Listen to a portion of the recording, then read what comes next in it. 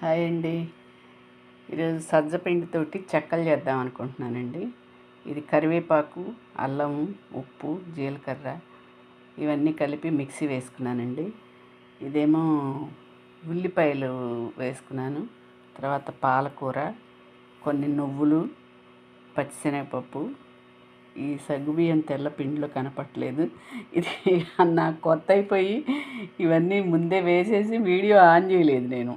దానికోసమని అన్నీ ముందే కలిపేసానండి. ఇవన్నీ కలిపి ఉప్పు తగినంత వేసుకోవాలి మళ్ళీ చూసుకుని. ఇందులో ఏమేమి వేసుకోవాలనేది కూడా మన ఇష్టం. నాకు తోటలో నుంచి వచ్చిన తర్వాత ఏదన్నా స్నాక్ తినాలనిపిస్తుంది. అది కొంచెం గట్టిగా కారంగా ఉంటే బాగుంటుందని చెప్పి ఈ సజ్జపిండి పట్టించి కూడా 10 రోజులు అయిపోయింది. నేను అన్నీ కడిగి చక్కగా గాలిచ్చి ఎండలో పోసుకొని పిండి పట్టించుకొచ్చానండి ఇక్కడ.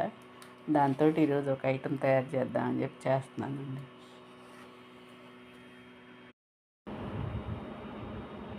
ఇదిగోండి, పిండి ఇలా కలుపుకున్న తర్వాత ముద్దలు చేసుకుని ఇట్లా మెత్తగా బాగా కలిపిన తర్వాత ఎక్కువ నీళ్లు పట్టలేదండి దీనికి.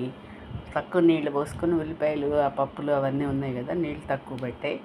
ఈ క్లాత్ కూడా తడపకుండానే వేసుకున్నాను నేను. ఇది తడి పీల్చి బాగా వస్తుందని లైట్గా నూనె అద్దుకొని చేశానండి ఇది.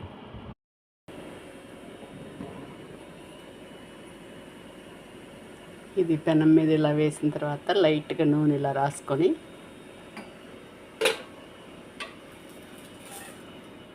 చక్కగా తిప్పుకోవడమేనండి. ఇది చెప్పాను కదా, ఇది రాతి పెనం, చాలా బాగా వస్తుంది దీని మీద.